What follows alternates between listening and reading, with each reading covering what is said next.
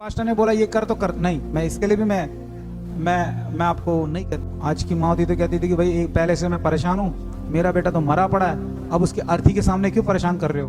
माँ विधवा थी। जब कब्रिस्तान जब मुर्दे घाट के पास पहुंच ही रहे थे, उसमें स्त्रियां हैं, वो सभी एक माँ का रूप है, उन सब में एक माँ का हृदय। लॉकडाउन डे में मैं आप सभी को मदर्स डे स्पेशल हम लोग के इस व्लॉग में आप सबका स्वागत करता हूँ। दो माताओं के बारे में, दो माँ के बारे में हम जानते कई सारे हैं। चाहे कोई भी स्त्री हो, उसके अंदर माँ का रूप हृदय छुपा हुआ है। दूसरी जगह हम देखते हैं एक विधवा माँ।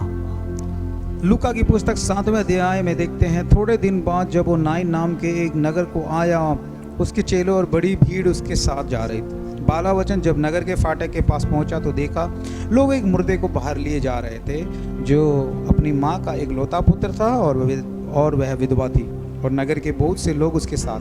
13 वचन, उसे देखकर प्रभु को तरस आया और उसने कहा मत रो। 14 वचन, तब उसने पास आकर अर्थी को छुआ और उठाने वाले ठहर गए। तब उसने कहा, हे जवान, मैं तुझसे कहता हूँ उठ। 15 वचन, तब वह मुर्दा, कैन यू बिलीव, तब वो मुर्दा उठ बैठा और बोलने लगा। उसने उसे उसकी माँ को सौंप दिया। इसका सही अर्थ और सही अद्भुत अर्थ मतलब यह है कि एक माँ विधवा थी, उसका एक लौता पुत्र जवान था, वही एक सहारा था, सब कुछ, पति तो था नहीं और कोई था नहीं।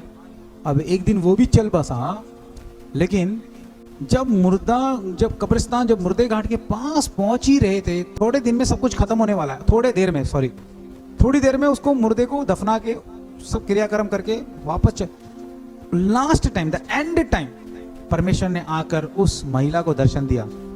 उस माँ ने भी नहीं कहा, आज की माँ होती तो कहती थी कि भाई पहले से मैं परेशान हूँ, मेरा बेटा तो मरा पड़ा है, अब उसकी अर्थी के सामने क्यों परेशान कर रहे हो, करके भगा देती। उधर के लोग भी कहते कि भाई चल तो भाग। लेकिन इसमें एक बात है, इसमें एक गंभीरता है, समझने वाली बात। पास्टर जब कुछ छूता है, पास्टर कुछ रोकता है, पास्टर जब टोकता है, समथिंग कुछ होने वाला या कुछ होगा। यीशु मसीह पास्टर है, सबको पता था, ये नहीं पता था कि वो जी उठा देगा, उसको जीवित कर देगा। लेकिन यीशु मसीह ने उस कब्र के पास, अर्थात उस अर्थी को ले जा रहे थे, उस अर्थी के पास आकर जब उठा के ले जा रहे थे, उस अर्थी को जैसे ही यीशु मसीह ने छुआ, जब 4 लोग कंधे पे रखकर से ले जा रहे थे, उसकी माँ रोती भी आई, दिलकती हुई। तो उसने ये कहानी नहीं पूछा क्या हुआ क्या नहीं है, क्या जी ये कब हुआ था, ऐसा है वैसा, उसको सिर्फ तरस आया। उस वचन में देखते हैं तरस आया। आज परमेश्वर हम पर तरस खाता है। हम पर कई प्रॉब्लम्स होते हैं, हम पर कई, एक माँ के रूप में आज, क्योंकि आज मदर डे है, आज विशेष दिन है। मेरे मुझ पे तरस खाती थी मेरी माँ। कभी कभार मैं जब परेशान होता था लेकिन आज कोई तरस खाने वाला, लेकिन मैं आज किसके सहारे हूँ? मेरा पिता परमेश्वर यीशु मसीह मुझ पे तरस खाता है। मैं आज भी बहुत से कई बार टूट जाता हूँ, अरे ये नहीं हो सकता, मुझे कौन संभालेगा, कौन मेरी मदद करेगा। लेकिन मैं ये कह रहा हूँ, मेरी माँ के रूप में मेरा परमेश्वर हमेशा मेरे साथ ही रहता है, मुझे चलाता है, संभालता है, बेस्ट मुझे क्या है दिखाता है। आज जो वचन हम देखते हैं उसमें 7वें वचन में हम देखते हैं 11 से 20 तक, हम 11 से 15 तक हम जो वचन देखते हैं, उसमें अर्थी को ले जा रहे थे। जब यीशु मसीह ने छुआ तो रुक गई अर्थी।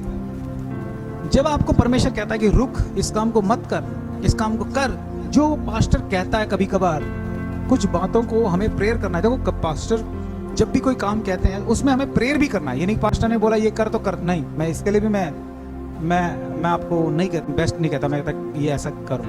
कोई भी पास्टर, कोई भी सेवा करने वाला, आपको परमेश्वर कोई भी आपको कोई कहता है कि ऐसा करो, आपको पहले प्रेयर करना है, फास्टिंग करना है। अगर आपको संकोच है तो परमेश्वर आपसे बिल्कुल साफ वचनों के द्वारा बात करेगा कि इस काम को करना है नहीं करना।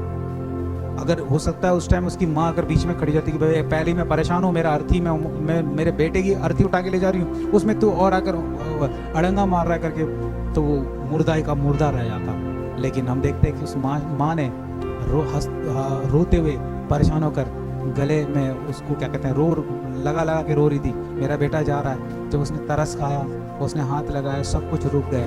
प्रभु यीशु मसीह ने अपनी सामर्थ को प्रकट किया, हे मेरे जवान उठ करके बोला, और वो मुर्दा उठ बैठा। आज बहुत सी परिस्थितियां हमारे घर में जो बिगड़ी हुई हैं, आज बहुत सी परिस्थितियां जो मरी पड़ी हैं। मतलब इसका मतलब क्या है? आशीष मरा पड़ा रहता है, बच्चा नहीं होता, मरा पड़ा रहता। एक शादी करने का कोई बच्चा नहीं है, आशीष मरी पड़ी है, रुकी पड़ी है। यीशु मसीह के नाम से जो लोग अभी आप सुन रहे हैं, कई दिनों से हो सकता है आप लोग एक बेटे या पुत्र के आप चाहत में होंगे, अभी मैं कहता हूँ यीशु मसीह उस काम को करना चाहता है। आप बस थोड़ा मन लगे परमेश्वर से प्रेयर कीजिए। आप अपने मन को परमेश्वर के हाथ में समर्पित कीजिए। कई दिनों से शादी नहीं हो रही, कई दिनों से घर नहीं बन रहा, कई दिनों से घर ठीक से बस नहीं रहा, कई दिनों से परिवार में कलेश है। परमेश्वर कहता है कि अभी यीशु मसीह के नाम से अभी वो समाधान आशीष उतर आए उस परिवार में, घर में। आपको सिर्फ विश्वास करना है उस माँ की तरह। परमेश्वर इस मदर्स डे स्पेशल में दो माताओं के बारे में, दो माँ के बारे में हम जानते हैं, कई सारे हैं, जितनी बहनें हैं, माताएं, उन सबको मैं, आप सभी को मैं आपको इस मदर्स डे पर शुभकामनाएं देता हूँ और हमारे वचन आपको आशीष करें और प्रोत्साहन करें इस लॉकडाउन डेज में। Once again wish you all the best. अपना बहुत ख्याल रखिए, संभल के रहिए, बाहर मत निकलिए, और निकले तो पूरे प्लान के साथ निकलिए, मास्क लगाइए और अपना ख्याल रखिए, अपने परिवार का ख्याल रखिए। हमेशा प्रेयर करते रहिए, परमेश्वर आपको इन वचनों के द्वारा आशीष करे। God bless. आमीन।